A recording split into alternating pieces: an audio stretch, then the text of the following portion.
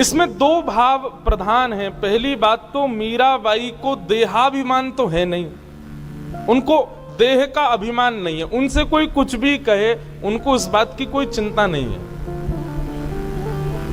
देहाभिमान की शून्यता पहला कारण मीराबाई के टिकने का, और दूसरा कारण भोजराज की सहमति। भोजराज ने पहले ही वचन दिया था कि मैं केवल आपसे ब्याह करके इसलिए ले जा रहा हूं ताकि आपके घर वालों का मुख बंद हो जाए, बाकी हम और आप सदा एक मित्र की भांति रहेंगे, हमारा आपका पति और पत्नी का व्यवहार नहीं चलेगा। ये वचन पहले ही भोजराज दे चुके थे मीराबाई को।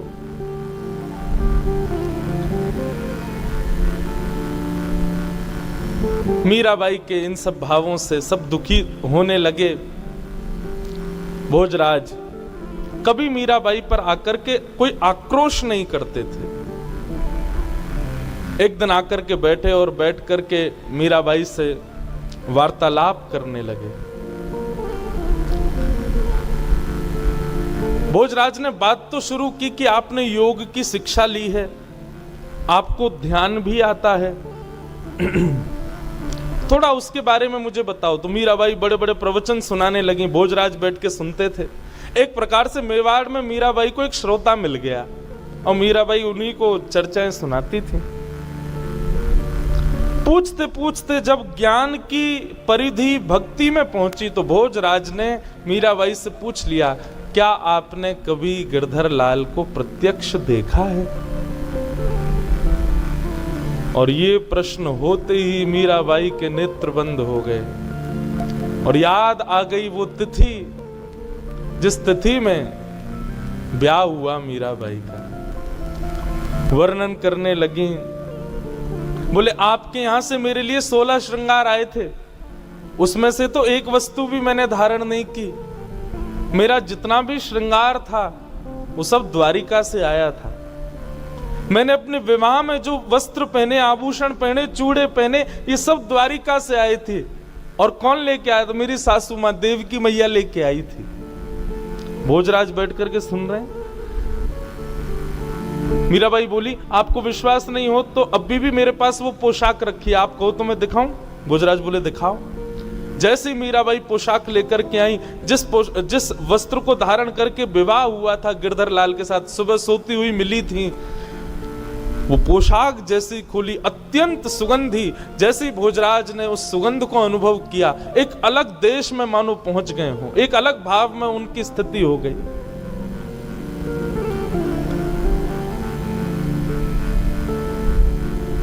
उसमें जड़ी के कार्य, सोने की पट्टियां आदि, वो सब देख कर के भोजराज बोले, मुझे नहीं लगता कि इस विश्व में कोई ऐसी पोशाक बना सकता है। बोले वही तो,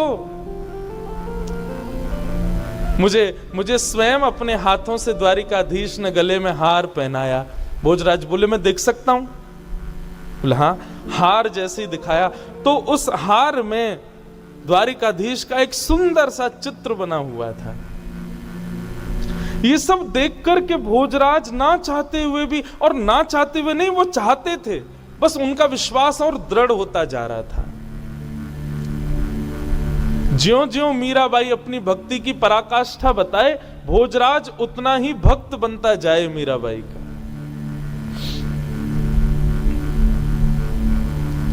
मीराबाई अपना एक एक संस्मरण बता रही, कैसे मेरा हाथ पकड़ा था, कैसे मुझसे फेरे लिए थे, कैसे मेरे मांग में सिंदूर भरा था, कैसे विदाई हो रही थी, कौन रो रहा था, कौन हंस रहा था। और वर्णन करते करते भोजराज ने पूछा, द्वारिकाधीश कैसे दिख रहे थे, जरा वो बताओ ना।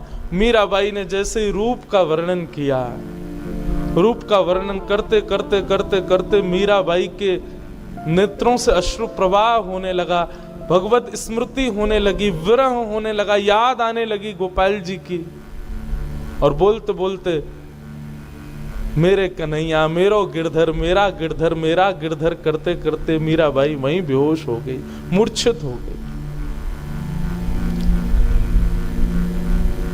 भोजराज जी के सामने हुई ये घटना पहली बार थी, घबरा गए। मीराबाई के साथ कुछ दासियां मेड़ता से आई थीं।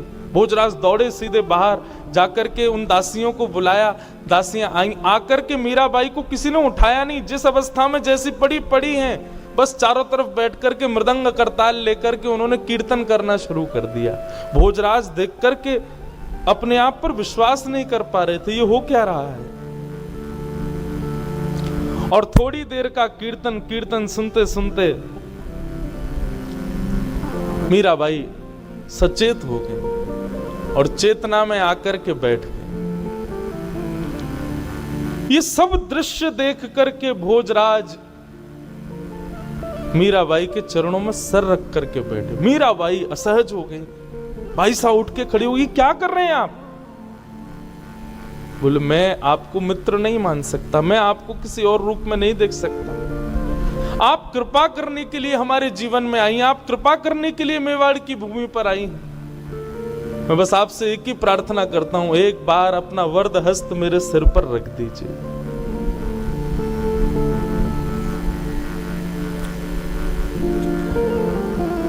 भोजराज की इस स्थिति को देख करके मीराबाई का सहज ही हाथ उनके सिर पर चला गया और मानो जैसे ही मीराबाई ने स्पर्श किया भोजराज का, एक अद्भुत अनुभूति उनको होने लगी, नेत्र बंद हो गए। एक वीर योद्धा जिसका भक्ति से दूर दूर तक कोई संपर्क नहीं है, जो केवल देवी पूजा करना, मंदिर में जाकर के केवल आरती आदि करने के बाद अपने अपने युद्ध योद्धाओं की क्रियाओं में लग जाने वाले भोजराज आज मीराबाई का स्पर्श पाते ही अचेत हो गए। एक अद्भुत अनुभूति उनको होने लगी। ऐसी भोजराज की स्थिति। भोजराज बोले मुझसे आपकी तरह गाना तो आता नहीं है, आपकी तरह नृत्य तो मैं कर नहीं सकता, फिर भी मैं आपसे प्रार्थना करना चाहता हूं कि मुझे भी कुछ बताइए कि मैं कैसे भक्ति में आगे बढ़ूं। हमारे परिवार में दूर दूर तक ऐसा किसी के हृदय में भाव नहीं है। मैं आपसे प्रार्थना करना चाहता हूं, आप मेरे जीवन में आई हैं, हमारा विवाह संसार के लिए हुआ, लेकिन शायद क्या पता ये संकेत हो, ठाकुर जी चाहते हो कि मैं भी वैष्णव बन जाऊं, कृपा करके मुझे कुछ मार्ग बता दीजिए। मीराबाई बोली आपको आवश्यकता नहीं नाचने गाने की, बस जो भी करो ठाकुर जी के लिए करो, ठाकुर जी की प्रसन्नता के लिए करो, वो रीझ है इस भाव से करो, यही सेवा है। इससे अतिरिक्त आपको और भी कुछ करने की आवश्यकता नहीं है भगवान, आप तो बस इसी भाव के साथ में होने लगो। अच्छा, तीर्थ को तीर्थ भगवान की उपस्थिति नहीं बनाती, तीर्थ को तीर्थ भक्त का भजन बनाता है। या वो तीर्थ डाकोर जी हो या फिर वो तीर्थ हमारा नाथद्वार मेवाड़ हो। एक वैष्णव के प्रेम ने ही उनको तीर्थ बना दिया। आज जहां लाखों करोड़ों लोग जाकर के अपने पुण्य के भागी बनते हैं, प्रेम के भागी बनते हैं, भक्ति के भागी बनते हैं, ठाकुर जी की उपस्थिति से तीर्थ नहीं है, वैष्णव की वैष्णवता से तीर्थ बनता है।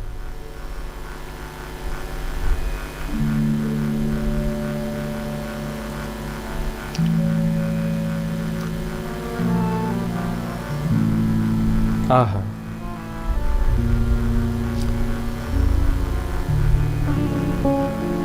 बाई साहब सत्संग करती हैं भोजराज के साथ और कभी कभी उनको सुंदर सुंदर भाव सुनाती हैं। अब कभी भी बाईसा को ठाकुर जी का अनुभव होता है और जब भी ठाकुर जी का अनुभव होता है तो भोजराज बैठ करके देखते हैं। एक बार तो बंधुओं होली का समय, अर्धरात्रि का समय, अचानक मीराबाई उठ गई, उठ करके मेरे गिरधर मारो गिरधर मारो गिरधर करके बोलने लगी। इतने में ही भोजराज अचेत हो गए। देखा उठ करके मीराबाई, क्या हुआ? श्वेत वस्त्र पहने मीराबाई ने, नेत्र बंद हैं, शरीर कांप रहा है, ठंडा पड़ गया है पूरा शरीर। और तभी भोजराज ने क्या देखा कि श्वेत वस्त्र मीराबाई के अचानक कहीं पर गुलाल के छींटे पड़े हैं, अचानक ही कहीं पर केसर की बूंद प्रकट हो रही हैं, अचानक ही कहीं पर चंदन की बूंद प्रकट हो जाती हैं। भोजराज ये सब दृश्य देख करके नतमस्तक हो जाते और कभी कभी तो स्वयं को कोसते, मुझे कब अनुभव होगा इनका, मुझे कब अनुभव होंगे ऐसे। ऐसी अनुभूतियां भोजराज को होने लगी और ज्यों ज्यों ये अनुभूतियां बढ़ने लगी त्यों त्यों भोजराज की भक्ति मीराबाई के चरणों में बढ़ने लगी। अब तो वो इसी भाव से मीराबाई के साथ रहने लगे। एक दिन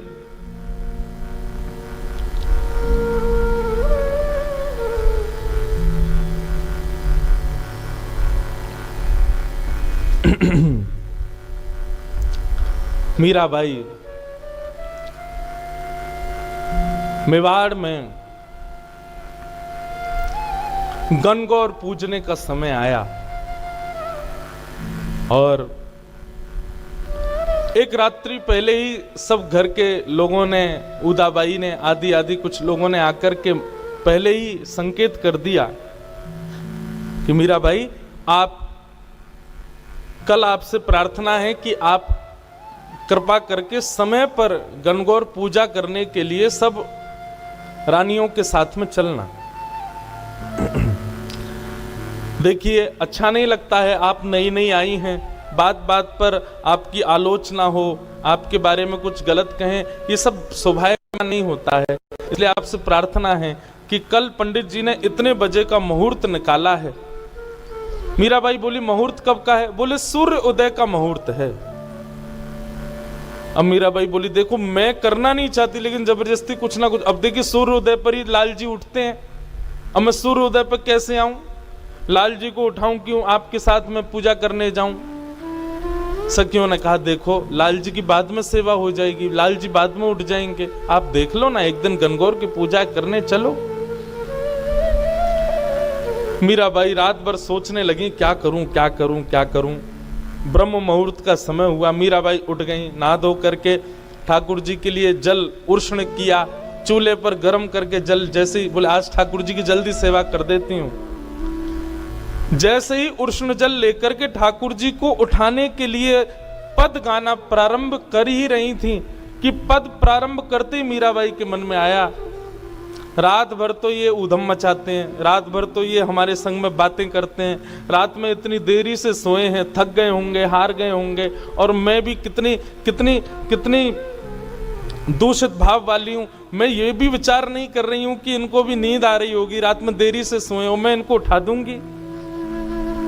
और गाते गाते मीराबाई रुक गई, रुक करके बोली नहीं अभी थोड़ी देर पहले ही तो सोए, अभी कैसे उठा दूं। फिर मन में आता है बोले कि नहीं उठाऊंगी, नहीं सेवा करूंगी तो फिर सूर्योदय होगा, मुझे गणगौर के लिए जाना पड़ेगा, वहां जाएंगे, फिर पूजा होगी, फिर नाच गाने होंगे, आदि आदि सब चलेगा, आधा दिन तो उसमें ही निकल जाएगा। फिर सेवा कब करूंगी, आके सेवा करूं तब तक भूखे प्यासे बैठे रहेंगे बेचारे। अब मीराबाई संकट में पड़ गई, क्या करूं, जाऊं नहीं जाऊं, सेवा करूं नहीं करूं। जप करने लगी, बैठे बैठे जप करते करते करते इतने में सूर्योदय का समय हो गया और सूर्योदय का समय होते ही मीराबाई ने पद गाया, ठाकुर जी को उठाने का पद आया, ठाकुर जी को उठाया,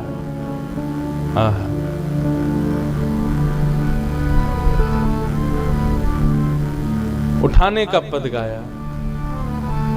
मोहन जागिए बलि जई है, लाला जाग रे बलि जई, तेरे कारण श्याम सुंदर मैं नई मुरलिया लई, मोहन जाग रे बलि जई है, लाला जाग रे बलि जई। उठा दिया ठाकुर जी को, और जैसे ही ठाकुर जी उठा करके बिठाए सिंहासन पर, जय हो मेरे प्यारे गिरधर लाल, भोग लगाने लगी। इतने में ही सखियां आ गई, उदाबाई सब आ गई, बोले चलो गणगौर का समय हो गया। मीराबाई बोली देखो आप लोग कर लो जाके पूजा, जो भी आपको करना है वो सब आप कर लीजिए, अब मेरी सेवा का समय है, मैं सेवा से निवृत्त हो जाऊंगी तब आऊंगी। सब बोलने लगे, बोले आपकी भी अलग ही हट है, अरे आज तुम्हारे ये गोपाल जी थोड़ी देर बैठे नहीं रह सकते। मीराबाई सबको यही समझाती है, बोले ये कोई साधारण सामान्य इनको धातु क्यों बोलते हो आप लोग, ये उनके उठने का समय, स्नान का समय, भोग का समय, मैं वही तो करूंगी। और आपको ज्यादा ही गणगौर पूजने की वो भाव है, आप लोग जाइए जाकर के पूज लीजिए, मैं सेवा से निवृत्त होकर मैं पूज लूंगी, पूजने को मना नहीं है, पर अभी तो मैं सेवा करूं। बोली असमय में पूजने से अपशगुन होता है। मीराबाई बोली आप लोग समय पे पूज लीजिए, आपका सगुन हो जाएगा, अपशगुन मेरा होगा, मैं सह लूंगी। उदाबाई ने कहा अपशगुन पे पूजने जाओगी, तुम्हारा अपशगुन नहीं होगा, तुम्हारे बींद यानी कि हमारे भैया का अपशगुन होगा, उनके जीवन पर अकाल पड़ेगा, उनके जीवन के साथ खिलवाड़ होगा। गलत समय पर पूजा करने से पति के जीवन का ह्रास होता है। मीराबाई बोली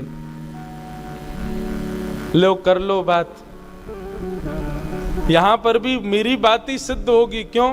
क्योंकि मेरे पति तो अजर अमर हैं, उन पर काल का प्रभाव नहीं होता, काल उनके वश में रहता है, काल का प्रभाव उनके ऊपर नहीं होता। मैं चाहे कभी भी पूजा करूं, मेरे पति परमेश्वर तो सदा अजर अमर रहेंगे।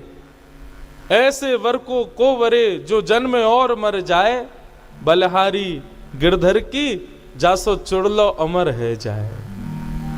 है मेरे पति तो ऐसे हैं जिनसे मेरे कभी मांग का सिंदूर, गले का मंगलसूत्र, हाथ की चूड़ियां कभी नहीं टूटेंगी। मेरे पति तो ऐसे हैं, तो मुझे असमय में पूजा करने से कोई दिक्कत नहीं।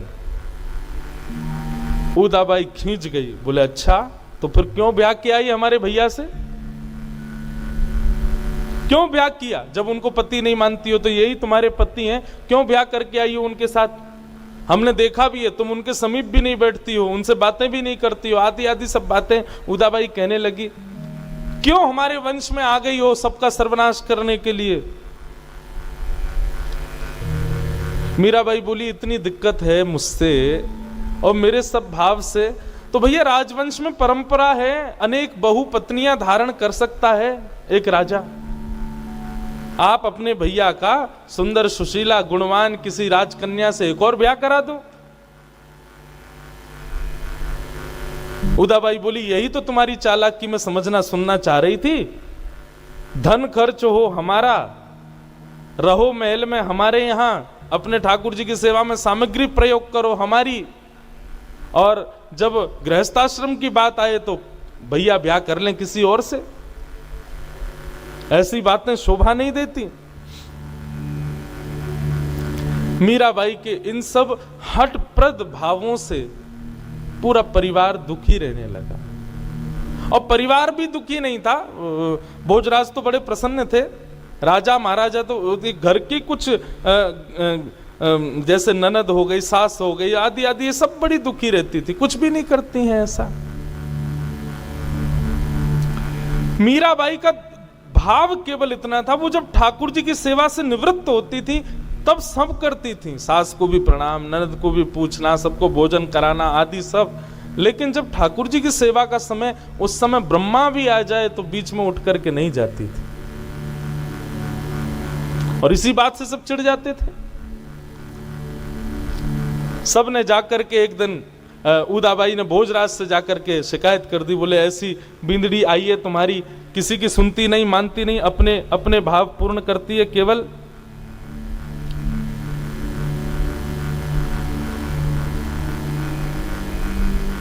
भोजराज ने अपनी बहन को ही समझाया, बोले बहन हम लोग राजा आदमी हैं, हम लोगों को लड़ाई करना, झगड़ा करना, धन अर्जित करना, रत्न बनाना, इन्हीं से ही फुर्सत नहीं है। भक्त लोगों की भाषा हमको समझ में नहीं आएगी। मीरा भक्त है, वैष्णव है, उसके भक्ति भाव में उसको लगे रहने दो। हमारे तुम्हारे विषय से परे है उसके भाव। इसलिए बहन मैं भी कहूंगा कि तुम भी ज्यादा मत पढ़ा करो, उसको करने दिया करो जो उसका भाव हो। उदाबाई बोली खुद हमारे पति की भी बुद्धि पर कुछ टोना कर दिया इसने, हमारे भैया की बुद्धि पर भी कुछ टोना कर दिया, वे भी कुछ नहीं समझ रहे बात को।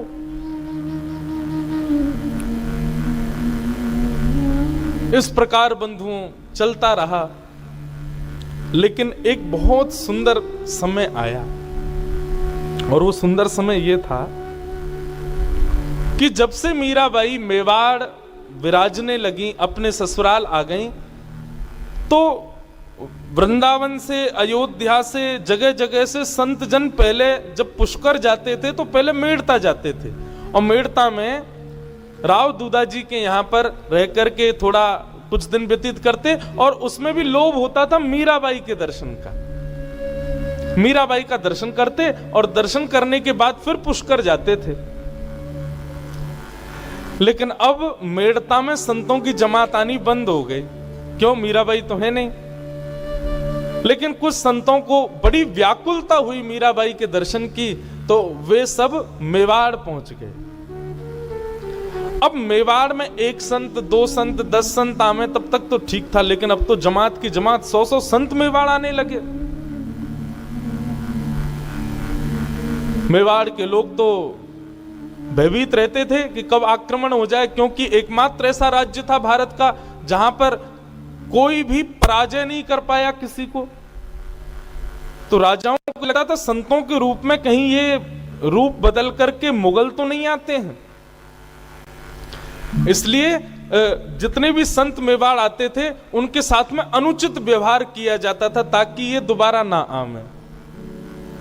और मेवाड़ में एक आध मंदिर था थोड़ी दूरी पर, वहीं उनको वहीं तक सीमित रखा जाता था, कहीं से भी वो राजभवन के पास ना पहुंचे, ऐसी व्यवस्था देखी जाती थी। अब राजभवन में मीराबाई, उनके दर्शन के लिए तो आते ही थे सब। तो मीराबाई को जब ये बात खबर पता चली कि संत जन आते हैं, तो मीराबाई राजभवन की एक अटारी पर कभी कभी जाकर के खड़ी हो जाती और वहीं से ही संतों के ऊपर पुष्प वर्षा करती, वहीं से ही उनकी आरती करती, वहीं से ही दंडवत प्रणाम करती, संतों का सम्मान कर देती और संतों को मीराबाई का दर्शन हो जाता। भोजराज ने जब ये बात भोजराज जी को पता चली, तो भोजराज ने जाकर के संतों से पूछा कि आप सब वैष्णव हैं, संत जन हैं, तीर्थों में भगवत दर्शन करने जाते हैं, आप मेवाड़ क्यों आते हो? और मैंने जैसा देखा कि हमारे यहाँ की प्रजा आपका ज्यादा सम्मान नहीं करती, आपका अपमान कर देती है, फिर भी आप मेवाड़ आते हो। संतों ने बहुत सुंदर बात कही। बोले कि राजा भोज, हम वैष्णव संत जन पहले मेड़ता जाया करते थे, वहां तो मीराबाई का सहज दर्शन होता था।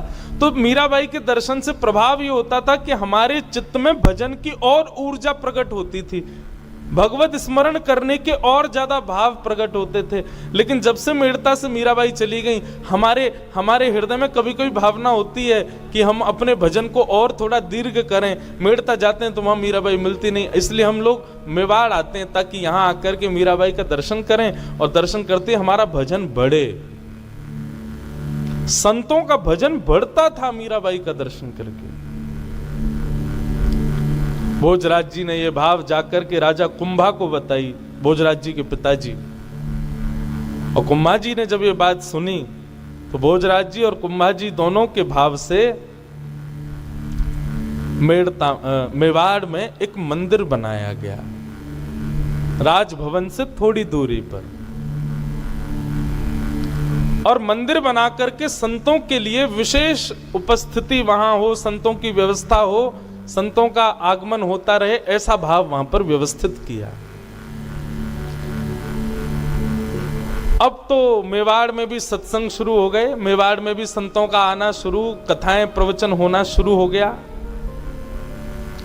लेकिन संत जन तो प्रतीक्षा करते थे कि मीराबाई आवे, उनके दर्शन हो। अब मेवाड़ में तो राजकन्या बाहर नहीं जाती, पत्नी बाहर नहीं जाती, तो भोजराज जी ने उसकी भी व्यवस्था की कि सुबह शाम थोड़ी थोड़ी देर के लिए मीराबाई वहां जाने लगी, तो संतों को भी दर्शन होने लगे। तो जो भोजराज जी की पहले से मनस्थिति थी कि मेवाड़ में संतों का आगमन हो, मेवाड़ भी भक्तिमय भूमि बने, वो अब बनने लगी थी। एक मंदिर का निर्माण हो चुका था। मीराबाई समय समय पर वहां जाती और जाकर के संतों के बीच में आनंद करती थी। इस प्रकार सब चल ही रहा था कि तीज का दिन आया और तीज के दिन सब लोग अपने अपने व्यवस्थाओं अनुसार जैसा उत्सव मनाना चाहिए सब लोग कर रहे थे। मीराबाई अपने ठाकुर जी की सेवा कर रही थी और सेवा करते करते करते करते ठाकुर जी प्रत्यक्ष प्रकट हो गए मीराबाई के सामने। जैसे ही प्रत्यक्ष प्रकट हुए, अब तो आते ही थे ठाकुर जी, कभी कभी अनुभव किया कराया करते थे, परंतु विवाह के पश्चात आज ठाकुर जी का आगमन जब हुआ, मीराबाई तो व्याकुल हो गई, नाचने लगी, गाने लगी, सखियों से कहने लगी मंगल वाद्य बजाओ, आनंद करो सब लोग। सब जगह आनंद की लहर मीराबाई के पूरे भवन में होने लगी।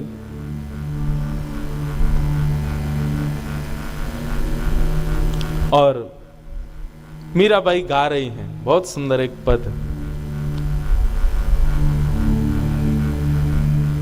आज मेवाड़ में पहली बार ठाकुर जी प्रकट हुए हैं, मेड़ता में तो हो चुके थे। मीराबाई गा रहे हैं, राठौड़ जी रे महला रंग छायो, आज तो राठौड़ जी रे महला रंग छायो, राठौड़ जी रे महला रंग छायो, आज तो राठौड़ जी रे महला रंग छायो।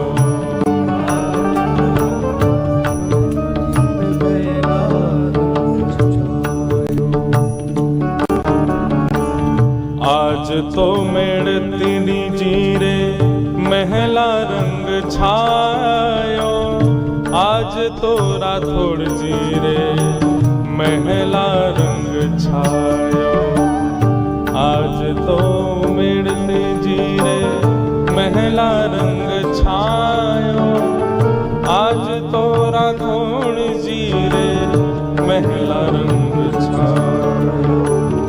कोटिक भानु हुए प्रकाश जने, कोटिक भानु हुए प्रकाश जने, आज गिरधर आयो, राठौड़ जी रे महला रे रंग छायो, आज तो राठौड़ जी रे महला रंग छायो।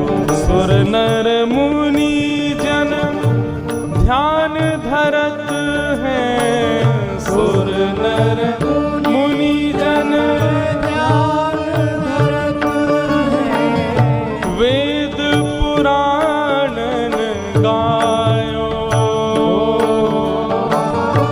वेद पुराणन गायो।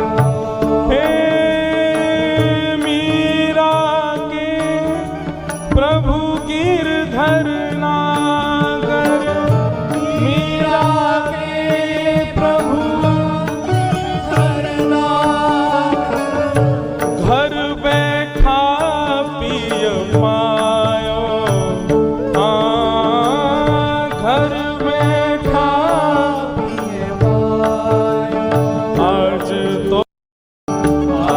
तो राठौड़ जी रे महला।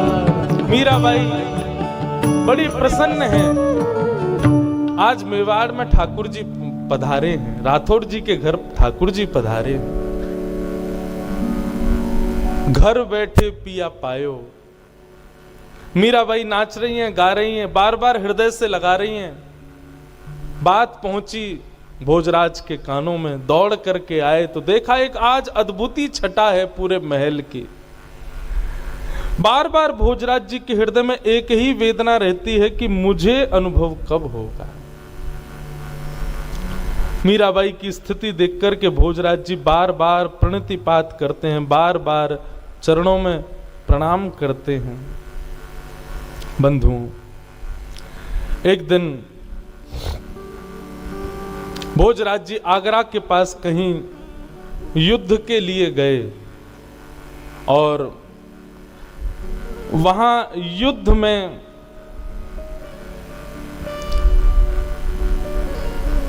बहुत गहरी चोट लगने की वजह से भोजराज जी जख्मी हो गए। जब उनको लाया गया वापस मेवाड़, वैद्यों ने चिकित्सा की, खूब औषधियां प्रदान की, लेकिन वैद्य जान गए थे कि विषैला बाण लगा है, जिसकी वजह से अब भोजराज जी शायद बहुत लंबे समय तक जीवित नहीं रह पाएंगे।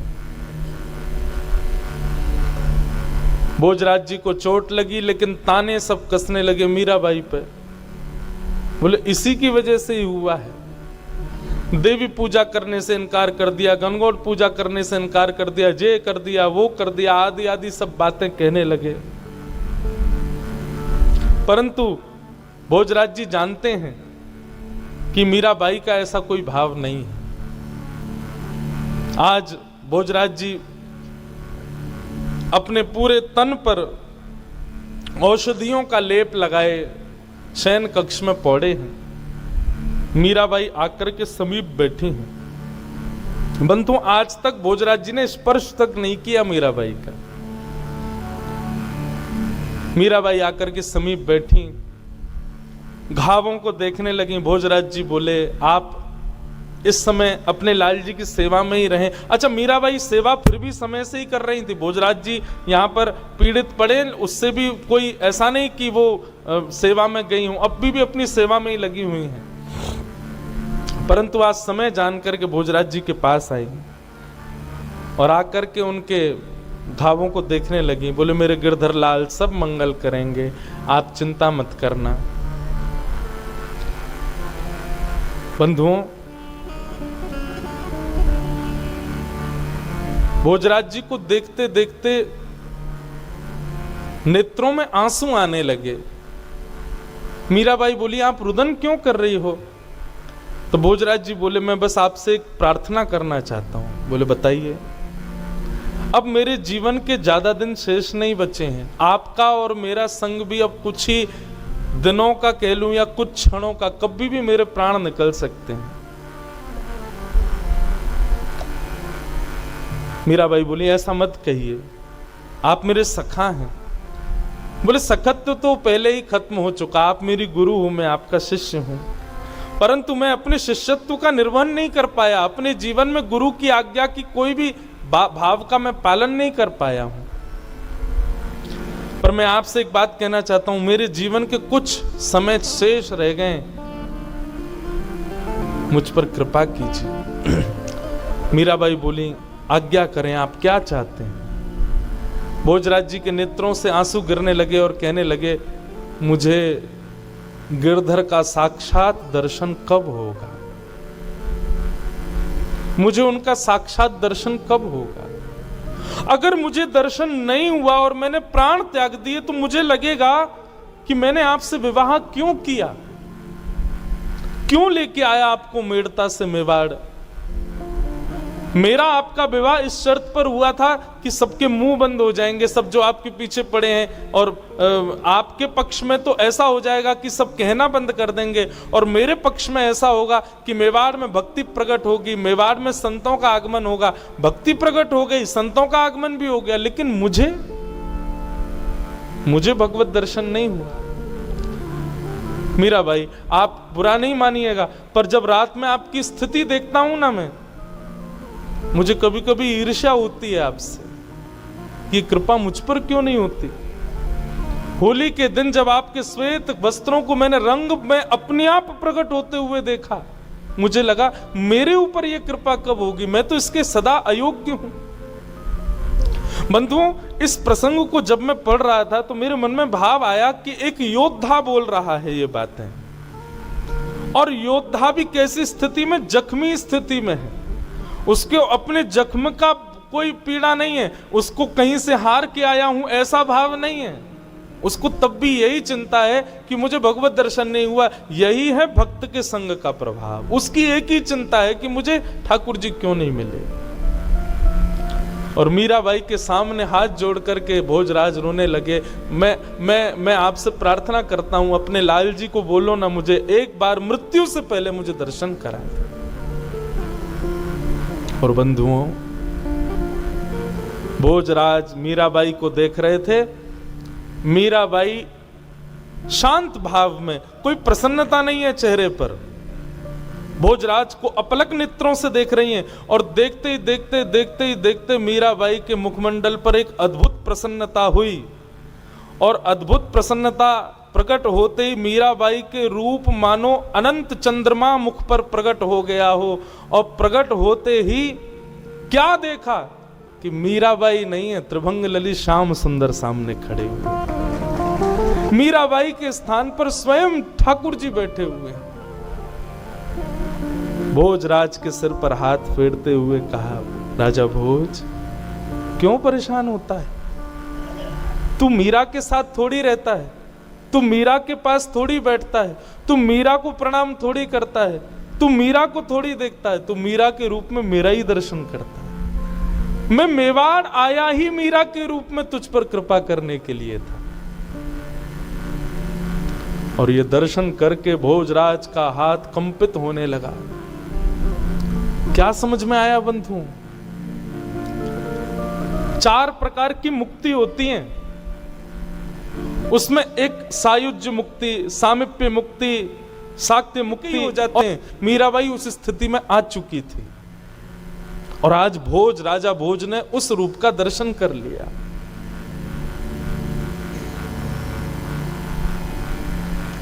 कटाक्ष नेत्र, सुंदर नासिका, अधर बिंब, जैसा मीराबाई वर्णन करती थी, गिरधरलाल ऐसे हैं, ऐसे हैं, ऐसे हैं, वो सारा दर्शन मीराबाई के रूप में भोज को होने लगा।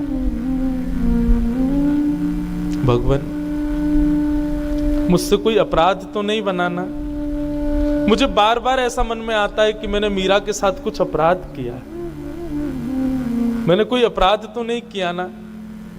ठाकुर जी बोले, कोई अपराध नहीं किया, सब मेरी इच्छा से हो रहा है। राजन, तुम चिंता मत करो, अब तुम्हें मेरा दर्शन हो गया, अपनी शंका का समाधान दूर हो गया। अब तुम सहजता पूर्वक अपने कर्तव्य से निर्वहित होकर मेरी प्राप्ति कर लो। और ऐसा दर्शन होते ही ठाकुर जी अंतर ध्यान हो गए, पुनश्च मीराबाई प्रकट हो गई।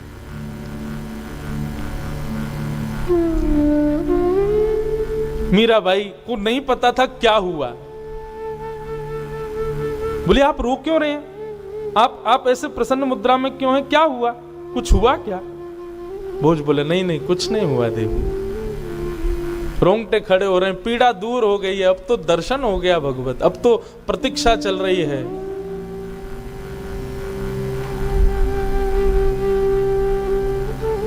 रात्रि का समय, मीराबाई गिरधर लाल के कक्ष में सोई है। भोजराज रात भर अचेत अवस्था में बस वही छवि का बार बार अनुभव कर रहे हैं। सांवली सूरत, मोहिनी मूरत, पीतांबरी पहने, चंदन की सुगंधी। इतने में ही अचानक मीराबाई के साथ में कुछ ठाकुर जी की विरह वेदना हुई। हाँ, प्रसंग में आता है कि 1-2 दिन बाद भोजराज को जब दर्शन हुए, उसके 1-2 दिन बाद अक्षय तृतीया का समय आया। मतलब जिस दिन मीराबाई का ब्याह हुआ था, 1 वर्ष पूर्ण हुआ। और उस दिन मीराबाई बड़ी बेचैन घूम रही थी सुबह से, क्योंकि मेवाड़ में तो सब लोग बधाइयां गा रहे थे कि आज राजा भोज के वर्षगांठ है, लेकिन भोज तो अपने बिस्तर पर अचेत अवस्था में पड़े थे। लेकिन मीराबाई बड़ी विचलित, क्यों? वर्षगांठ तो मेरी भी है, लेकिन अभी तक ठाकुर जी आए नहीं है। सुबह से प्रतीक्षा कर रही है, ठाकुर जी नहीं आए। अर्धरात्रि का समय हुआ, व्याकुल हो गई मीरा। थोड़ी देर के लिए ठाकुर जी ने दर्शन दिया और अंतर ध्यान हो गए। इतने में ही इतनी व्याकुल हुई मीरा कि हाँ नाथ, हाँ प्राणनाथ, हाँ प्राणनाथ, हाँ गोपाल, हाँ गिरधर कहती कहती भोजराज के कक्ष में आ गई। भोजराज जी ने जैसे मीराबाई को देखा तो क्या देखा कि मीराबाई दौड़ करके अटारी की ओर जा रही है, जिस अटारी के नीचे, अथाह नीचे, केवल और केवल पहाड़ों की माला है। मानो मीराबाई वहां से विरह वेदना में इतनी उन्मत्त हो गई है कि अपने प्राण त्यागने के लिए जा रही है। दौड़ती आई मीराबाई को देख करके भोजराज जी ने मन में सोचा, अब सखियों को बुलाऊं, किसको कैसे कैसे रोकूं मीराबाई को, वो तो भावावेश में है। जैसे मीराबाई पहुंची अताड़ी पर और एक चरण बाहर किया ही था, भोजराज जी दौड़ करके गए और मीराबाई को अपने अंक में भर लिया, भर करके नीचे उतारा। और नीचे उतारते ही भोजराज जी दूर हो गए और आत्मग्लानि करने लगे, मैंने अपराध कर दिया, मैंने अपराध कर दिया, मैंने अपराध कर दिया, मैंने वचन दिया था कभी स्पर्श नहीं करूंगा, ये मैंने क्या कर दिया। और इसी आत्मग्लानि में रुदन करने लगे। मीराबाई अचेत अवस्था में पड़ी हैं, भोजराज नीचे चरणों में बैठे हैं मीराबाई के। प्रातः काल का समय हुआ, जैसे ही मीराबाई उठी तो देखा चरणों में सर झुकाए भोजराज लेटे। तुरंत उठ करके सहज हुई। भोजराज जी बोले, मुझे क्षमा कर दो, मैंने बहुत बड़ा अपराध किया, कल ऐसे ऐसे लीला हुई, आप दौड़ करके बाहर की ओर जा रही थी, मैंने सोचा किसी को बुलाऊंगा तब तक आपके प्राण निकल जाते, इसलिए मैंने आपका स्पर्श किया, आपको पकड़ करके यहां लिटाया, स्पर्श हुआ, मैंने अपनी प्रतिज्ञा तोड़ी, मुझे क्षमा कर दीजिए।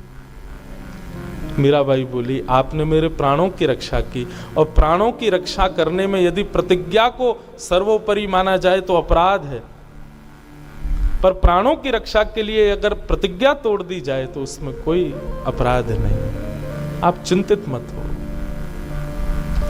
भोजराज जी जब से मीराबाई का स्पर्श उनको प्राप्त हुआ तब से उनको ठाकुर जी अब सहज दिखने लगे। मतलब मानो ये लीला हुई ही इसीलिए थी कि भोजराज का अंतिम समय समीप आए और उसके चित्त में मेरी स्मृति बने, उसके लिए मीरा का स्पर्श आवश्यक है। अब तो भोजराज जी नेत्र बंद करते हैं और उनको श्याम सुंदरी दिखते हैं। आज पता नहीं क्यों मीराबाई ने 16 श्रृंगार किया और 16 श्रृंगार करके भोजराज जी के पास आकर के बैठी।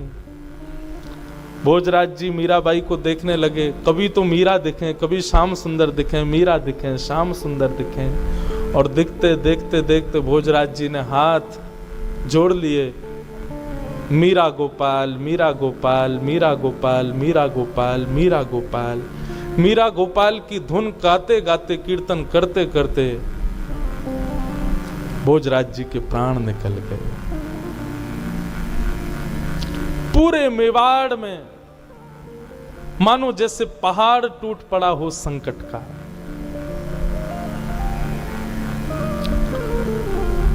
मीराबाई भी आज रुदन कर रहे हैं, नेत्रों में आंसू हैं।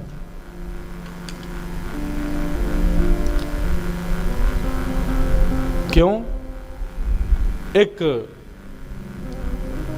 सत्संगी मित्र चला गया छोड़ करके। परिवार के जनों ने आकर के फिर मीराबाई को ही कोसा। 16 श्रृंगार करके बैठी है, पति के प्राण निकल गए, यहां तो सज धज करके बैठी है। चंदन की लकड़ियों पर चिता लगाई और राजा भोज को अंतिम क्रिया उनकी की गई। मीराबाई एक दिन तक तो शोक मनाती रही, परंतु अगले दिन स्नान करके मानो जैसे सूतक से निवृत्त होकर के लग गई ठाकुर जी की सेवा में पुनश्च।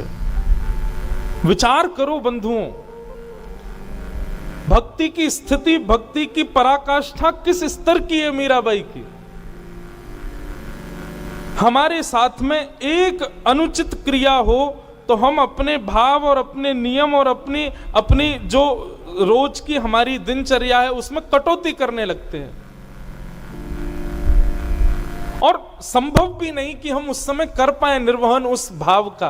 पर मीराबाई ऐसे ही नहीं गिरधर गोपाल मिल गए उनको।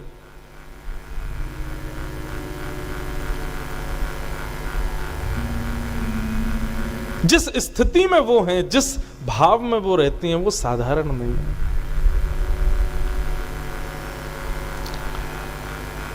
दूसरे दिन से ही मीराबाई तो अपने सहज सेवा में लग गई ठाकुर जी की में। और अब महाराज कुंभा भी चल बसे थे, तो मेवाड़ की राज्य गद्दी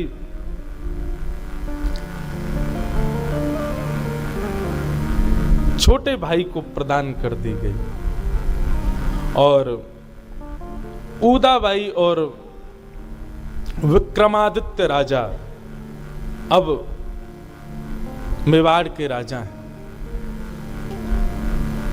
वे ही अब मेवाड़ को संभालते हैं। मीराबाई तो बस अपने गोपाल जी की सेवा में, गिरधर की सेवा में सदा मग्न रहती हैं। जब से विक्रमादित्य राजा बने मेवाड़ के, मीराबाई के जाकर के उन्होंने कई सारी प्रतिबंध लगा दिए कि अब आपका मंदिर जाना बंद, वहां नाचना गाना बंद। हमारे पहले भाई को ले गई, हमारे पिताजी भी चले गए, हमारे पूरे कुल खानदान को आपने सर्वनाश कर दिया। आपको जो करना है महल के भीतर रह करके करिए, अब आप बाहर आना जाना बंद कर दीजिए।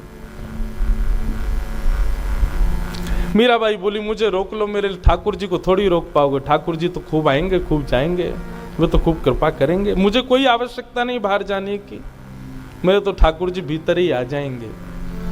और मीराबाई लगी अपने ठाकुर जी की सेवा। ज्यों ज्यों संकट बढ़ते जा रहे हैं, त्यों त्यों मीराबाई की भक्ति और पुष्ट होती जा रही है।